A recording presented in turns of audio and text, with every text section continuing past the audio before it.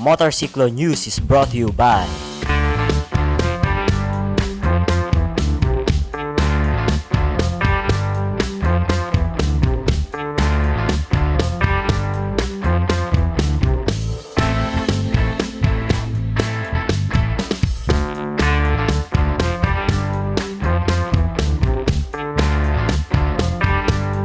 The views and opinions of the host and the guest does not reflect the show or the network. For your comments and suggestions, you may just email it to motorcyclenewsmagazine@gmail.com.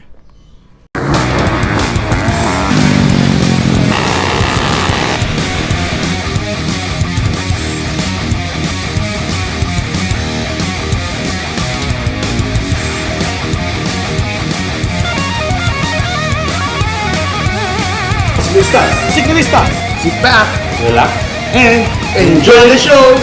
Yay!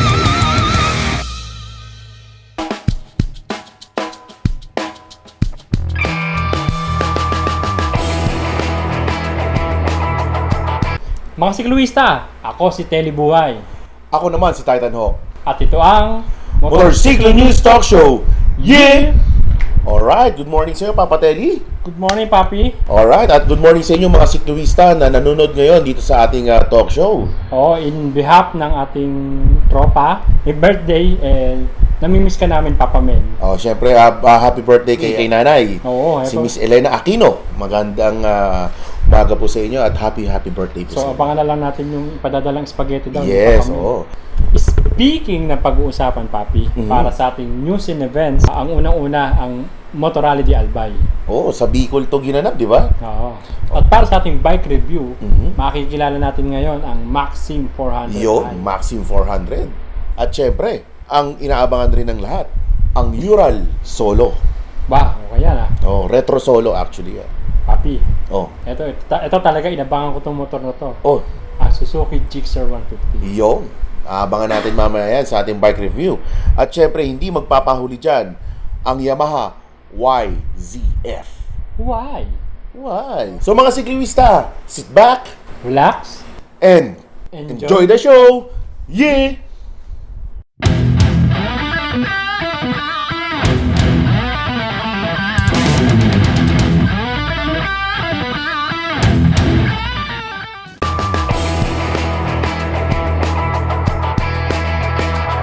Ayan, para sa ating news and events, ang unang-una natin pinuntahan sa Bicol, sa Bicolandia, para makita itong event na to, ang Motorrally di Albay. Yun. At I believe talagang maraming mga participants ang sumali rin dito.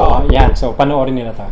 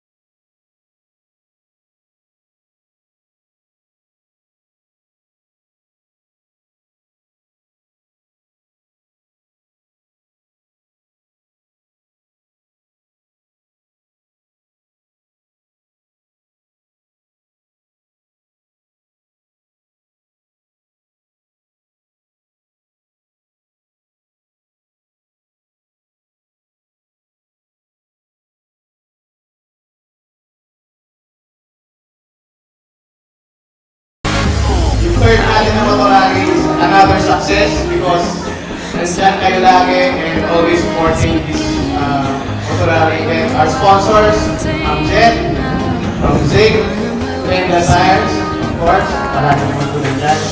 Liberty, also our sponsor for this year, Brenda Tires. And syempre kay Governor Joe Sanchez and Mr. Pantay, and Bernadero, and all our sponsors for this year's event.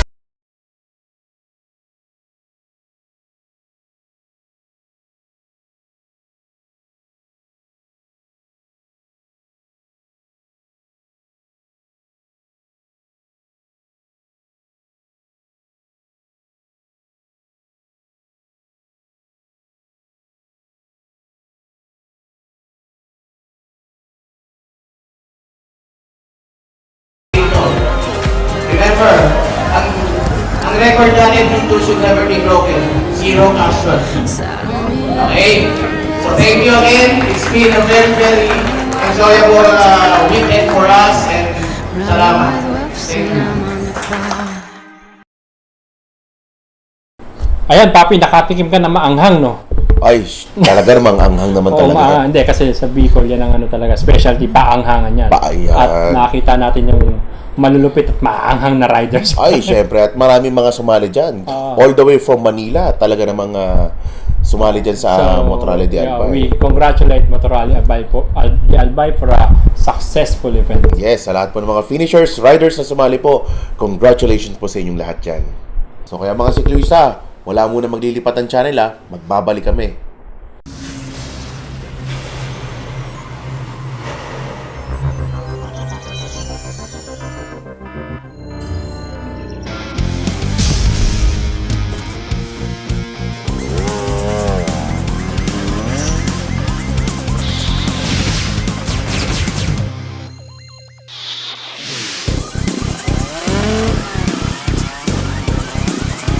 The bike of the future is coming. Join the evolution.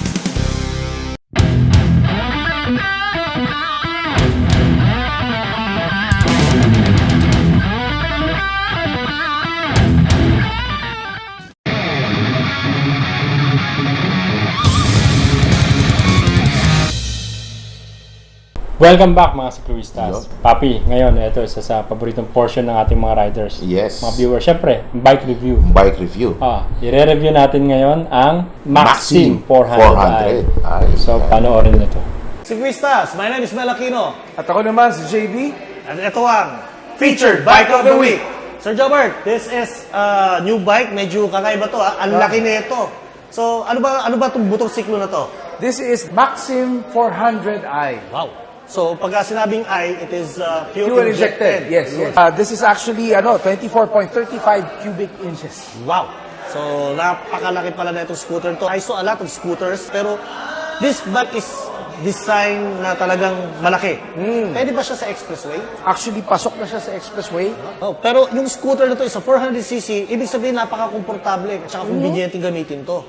Yung torque niya is actually around 33.9 Nm and ang horsepower niya is 35 horsepower. Wow. So, Napakalakas na malakas yung motor. I mean, for the size and for the weight, it feels like ang dala mo maliit na kargadong motorsiklo. Wow, so etong seat height niya, sir. Gano'ng kataas tong seat height na to? The height of the bike is actually 1,400 millimeters, so that's 55.1 inches. So ngayon, For anybody who's around 5'6", 5'6". kayang-kaya ng dala Uy, itong motor na to. eksakto. 5'6 ako. Tingnan natin ha. Sasakyan ko itong bike na to ha. I'm 5'6 feet. Uy, magaan siya ha. At nakita natin yung cut dito, eksakto yung paa mo, you can touch the ground. If you're a 5'6 average Filipino rider, napaka-komportable gamitin. It's designed for Filipino riders talaga. Wow. So ang SYM or yung SIM, it is anong company to, sir? It's Taiwanese company. Wow. Actually, SIM is one of the best manufacturers for scooters, namely Maxi scooters in Europe. Tapos nag-market na sila sa Asia. Yes. Tapos malaki din ang market natin dito sa Pilipinas for SIM motorcycles. Wow, pero as you can see, nakita mo, sinasakyan ko siya, and abot yung pa ako, it's a relaxed riding comfort, pati yung optimized riding posture, mapapansin yung pantay yung yung braso, so madali siyang iliko. Very comfortable siya Very talaga. comfortable. Talagang makikita nyo, may option na side mirror. Ang dami, maganda. Parang kotse na rin, no? parang kotse na rin siya. And the mere fact that it is an EFI engine, Uy, it matipid actually sa gasolina rides around 27 to 28 kilometers to a liter. Wow. Matipid siya Matipid siya. considering na 400cc siya. Okay siya. Special features siya, meron siyang mga compartments dito. No? Marami siyang Kung mapapansin compartments. natin, marami siyang Oo. pwedeng ilagay. May RPM siya, speedometer, may trip meter siya.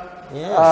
Mga standard features niya, it features dual disc optional ABS for Wait, front. that's one safety feature, yeah. Disc brake din siya sa likod. Disc brake front and rear. So the stopping power of this motorcycle is really good. So the controls also is very simple, madaling i-check yung speedometer, yung Yes. RPM, yung fuel gauge, temperature, kumpleto siya. Meron din Nothing engine switch. distracting. Oh, hindi siya nakaka-distract. Exactly, yung utility box niya, silipin natin sir, kung gaano kalaki ang laman niya. So, paano binubuksan yung Meron likuran? tayong button dito sa handlebar. Okay. And meron tayong key option to open. You just push and then twist. Pero right now, ang opening natin is through Uy, okay yun. push button. Tumulong na siya. No? So, silipin natin yung ilalim. Wow, napakalaki ng compartment niya. Siguro, pwede ka na maglagay dito ng tanghalian, tsaka hapunan. Oo. Tsaka a full-size helmet can fit actually here in the compartment area, yung seat compartment niya. So, ito ay Euro. Euro 3 standard with EPA, DOT, and CARB specs. Standards. Oh, standards. So, ibig sabihin, mga attached to it. kaibigan, ito ay pasado sa mga emission test. So, wala kayong magiging problema. It's a motorcycle, environment friendly. Ayan. Tama. Ayos pala to eh. So, sa tingin niyo, sir, magkano nagre-range ang presyo na itong SYM? It's around 300,000 plus. Okay. Okay? At least hindi siya 1,000 per cc. Okay. So, the Mura value, siya. the value for a scooter, a maxi scooter, na pwede mong ipasok sa expressway, is talagang bang for the buck. Bang for the buck. Oh.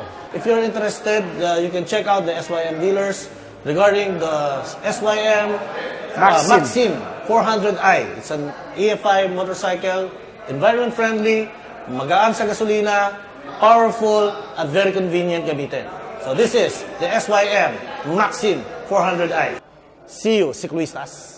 Ayan mga papi, ang Maxim 400i. At syempre, talaga namang napakaganda at napakalaki ng scooter na ito. Oh, so maganda yung features niya, maganda yung upuan, very comfortable, and malaki yung, maganda yung ilaw, at marami kang malalagay, malaki yung underseat compartment. Matagal ko nang gusto tong scooter na to.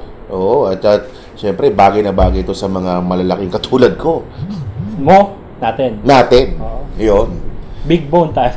Big bone. Alright, para naman sa isang another bike review natin ngayon, papakilala na natin ang isa sa mga Russian bike. Ito ang Ural Retro Solo. Panoodin nyo to. Kasama po natin ngayon, walang iba from Ropali Classics, si Mr. Joffrey Anderson. Siya po ang branch accountant ng Ropali Classics. Magandang araw sa iyo, papi. Joffrey? Jack? Ayan. So right now, ang feature natin bike is one of the lineup of the Ural motorcycles. Tell me about the Ural motorcycles. At ano ba tong motor na to? Itong Ural na to is made in Russia. Okay. So, it's a boxer engine. Mhm. It's a 750cc. So, sa nakikita natin, sir, this bike is may reverse, ha? Yeah. Itong cambio, mga kaibigan, mga siklista, hindi po siya cambio talaga ng mga gears, no? Ito yung cambio for reverse. Wow. Kasi ang pagkakaintindi ko, Sir Jeff, ang Ural motorcycles ay originally known for making a motorcycle with sidecar. Sidecar. Ayun. So, ano ba history ng Ural? Bakit ba siya tinawag na Ural? Ito, before, yung mga time na World War, Mga pre-war na, no? pre-war, Oo. oo. Yung Russia and Germany, nung tinatry ng Germany sa kupin ng Russia, gumanti si Russia. Oo. Kumuha sila ng isang motor para Ipantapat dun sa kanilang ginagamit na BMW. Okay. Oo. So lumalabas it's a reverse engineering Reverse of the engineering. BMW. Oo, BMW. Okay. So kaya pala yung configuration ng engine niya pareho halos nung mga old na BMW, yung mga R50s, R69, no? So this Ural is a Russian motorcycle. Siya lang yung may nakita kong motorsiklo na single na may reverse.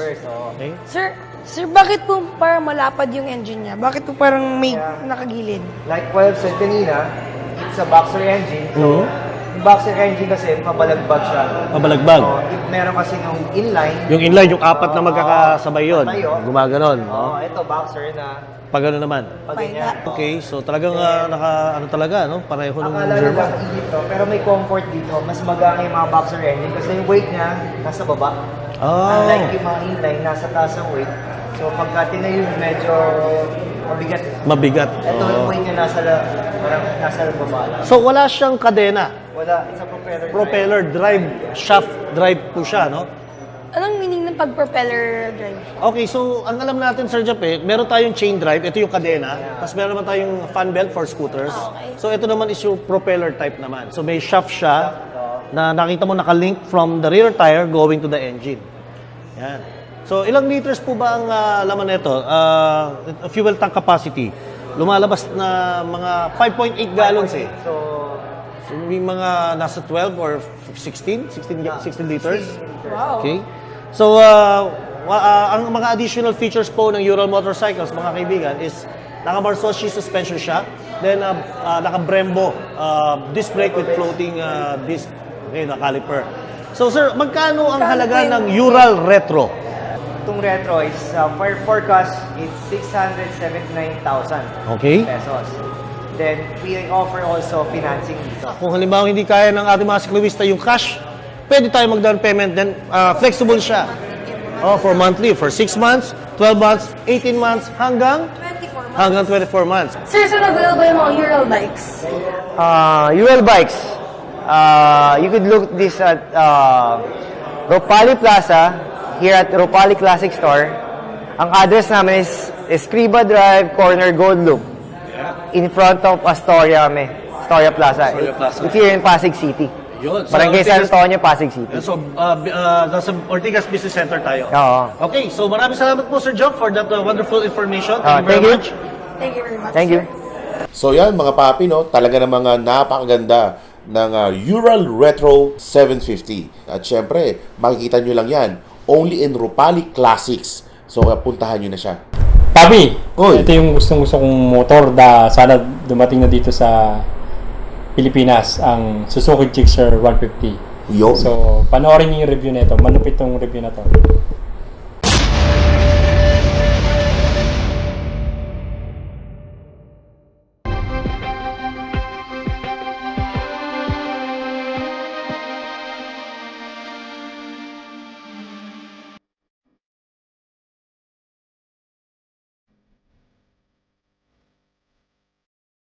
Ayan mga sikluistas, welcome to another edition of Bike Review. Para sa atin sa linggong ito, makikilala natin ngayon ang isa sa pinakamatagal na inabangan ng mga riders dito sa Pilipinas. Ito walang iba kundi ang Suzuki Gixxer 150. Ngayon, para sa nag-review ng bike na ito, kasama naman natin ang isa sa ating co-host, wala iba kundi si Telibuhay. Yun, Papi, thank you. Buti naman naimbitahan niyo ako rito kasi matagal ko nang gusto mag-guest sa inyo. Anyways, eto, isa sa inabangan ko talaga, Papi, yung makapag-review ng Suzuki Gixxer. Kasi binalita pa lang ng Suzuki to is gusto ko na talaga malaman kung ano pa talaga yung performance na ito. Ngayon, etong Suzuki Gixxer, kinuha siya sa GSXR family ng Suzuki kung saan ang ano niya talaga is performance. Kaya sa Gixxer is galing sa GSXR. Okay? So meron siyang 150cc. Ang exact displacement niya is 154.9 cubic centimeters ng pure power. Yan naman ang performance niya. Pagdating naman sa speed is okay. Tumatakbo siya ng kaya niya tumakbo ng 100 kilometers per hour. Torque is okay. Kaya niya naman umatak kahit pataas. So, hindi mahirap para sa kanya.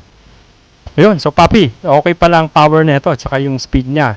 Kamusta naman yung handling and cornering? Kasi yan yung isa sa balita kong magandang feature netong motor na ito. Yan, buti na itanong mo yan, Papi, kasi etong Gixxer ang isa sa pinaka magandang handling sa lahat ng nasubukan kong motor kasi marami na ako nasubukan, lalo na sa 150cc segment. Masasabi ko, siguro ito na yung best na handling kasi magaan siya, madali iliko, madali i-flick, madali ipitik, yung pagko-corner ka is saktong-sakto lagi yung pakiramdam mo. Yung body position, sakto lang yung angulo ng handlebar sa angulo ng katawan, tsaka dun sa foot pegs. Kaya pag sinakyan mo siya, is sakto-sakto lang. Madali siyang i-maneuver, lalo na kahit maipit ka siguro sa traffic, is kaya-kaya mo siyang dalhin. Hindi siya mahirap.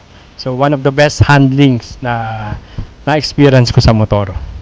Meron din siyang fuel reserve na switch. So, lagi lang siya naka-on at kung sakaling talaga naubusan kayo, pwede nyo namang i-switch sa reserve. Anyways, that's another edition of our bike review, the Suzuki Gixxer 150. Papi, yeah! Check out the Suzuki Gixxer 150. The chassis is a steel pipe diamond frame equipped with a front telescopic suspension. It stops with a front disc brake and a front tire with size 100 by 80 by 17. Rear tire is equipped with 140 by 60 by 17. It is also controlled by a drum brake. The engine department runs on a 4-stroke single-cylinder air-cooled single overhead cam with a bore and stroke of a 56.0mm by 62.9mm.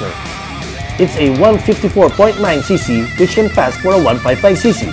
The good news is, it's a carburetor type, which means we can still tune it manually with a screwdriver. The air-cooled engine means we don't need to put water on it, and it's a 5-speed transmission.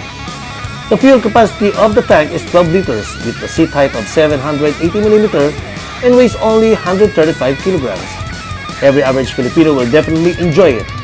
The ground clearance is also good at 160mm, which means it is perfect for urban city riding. The wheelbase is 1,330mm, which contributes to stable handling. The Suzuki Gixxer 150 is truly going to make its mark. Just like its underboard brother, the Raider 150, this will truly be an underboard switch to backbone motorcycles because of the handling and performance. True to its name, the Gixxer is here to stay on the road.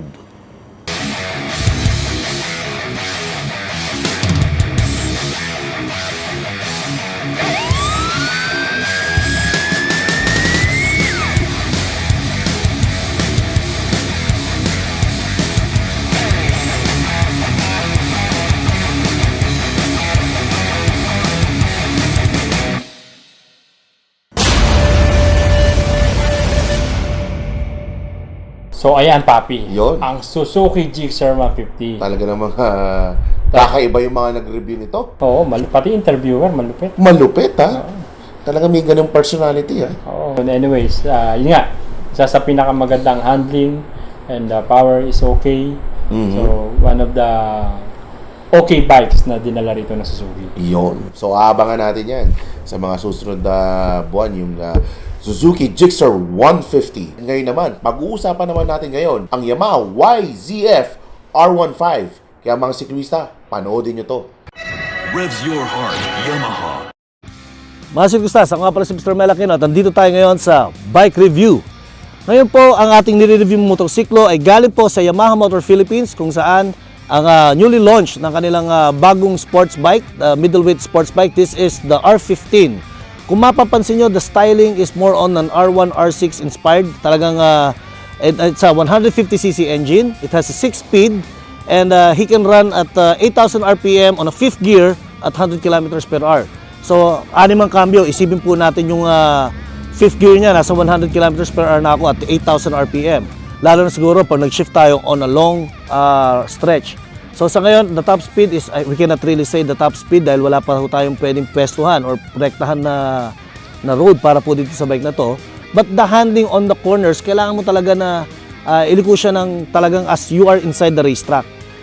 The handling is more on medyo nakadrop yung kanyang clip bars. Medyo mataas ng konti yung kanyang likuran. So the posture is medyo talagang attack ka dito. And as you can see, the side mirrors are very nice. Talagang pagka sinakyan mo, kitang-kita mo agad yung mga nasa likuran mo. Then the headlight is really came from the R1 and the R6 models. Even the tail light, yung kanyang IRC tires ay talaga namang makapit from a stock at gagamitin mo ka paakyat dito. Wala akong naramdaman na konting dulas man lang. So the handling is more on attack position. So it's a Diasil at mapapansin po natin it's a Delta box. Mapapansin nyo yung frame niya. It's a Delta box frame. And also, maganda yung kanyang front brake. So very effective. The front brake has a big bite. Kumbaga, alam naman po natin lahat mga siklistas, the stopping power of a super sports bike came from the front wheel. So all in all, this bike is very nice to ride. More on a track bike. kung gusto nyo rin lang na mag-compete, I suggest that the R15 will be the best bike for you. The YZF R15, made to create harmony between man and machine. The YZF R15 is packed with advanced features to give you the real thrill of racing. Technical benefits: the liquid-cooled engine, a newly developed 150cc liquid-cooled 4-stroke, single overhead cam, single-cylinder, fuel-injected engine with 6-speed transmission. The diacetyl cylinder is an all-aluminum diacetyl cylinder produced by an exclusive Yamaha casting technology. Delta box frame known for superior rigidity, balance that improves the machine's handling and stability. The dual headlights impressive 2-eye multi-reflector headlight designed in the YZF series image. Technical features: aluminum swing arm, aggressive aerodynamic middle cowl design, masculine rear radial tire, digital speedometer, split seat, LED taillights, stylish tail cowl, front and rear disc brake, designer rear mudguard. So yon mga sikluista, no? Talaga namang napakaganda itong very sports bike ang ginawa ng Yamaha. And talagang bagay na bagay ito sa mga speed freak na naghahanap ng matulin at magandang forma na Yamaha. Anyways, maganda talaga yung R15. Oo. Isa sa, ito ang entry-level na sports bike. Entry-level, yes. Track ready. So maganda yung features na for running around the racetrack. Natapos na naman ang balitaktakan natin ng tungkol sa motorsiklo. Alright, sa mga sikluista natin dyan na mga gustong magsulat or gustong magbahagi ng kanilang mga kwento, eto na inyong pagkakataon. Sumulat na sa amin sa motorcyclonewsmagazine@gmail.com. At syempre, kung meron pa kayong gustong mapanood yung mga aming mga previous episodes, pumunta lang kayo sa www.motorcyclonews.com. At kung hindi nyo pa nila-like ang ating Facebook page, i-search nyo lang sa inyong FB search bar yung Motorcycle News Mag. Yun, papi, kunin na natin opportunity para invite natin yung mga riders natin na sumali sa Spider Wheeltech Petron Motor Rally 5. Yes, oo. At lahat po ng mga riders dyan, iniimbita namin kayo na sumali na po. So muli mga sikluista, on behalf of my Lakino, ako nga pala si Titan Hawk. Ako si Telly Buhay. At ito ang Motorcycle News Talk Show. Yeah!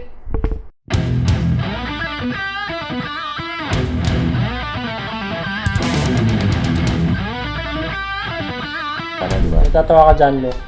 Tama, di ba? Russian bike, Ural. So, mga sikluista. Kala ko ikaw. Sige, ako na. Sorry. Sige. Hina ka pa eh. Okay. Sige. Tuturo ko tapos chori-chori. Sige. Okay, tigap lang. Okay, rolling. 5, 4, 3. And enjoy the show! Yeah! Ulit. Back. Okay. Sir, medyo lakas na yung bukas. Oh, yun mga papi, no? Talaga namang isipin mo ba yun? Nagawa nila yun? Walang masabi. Hindi ko nga naisip na kaya nilang gawin. Wala na lang masabi. Motorcyclo News is brought to you by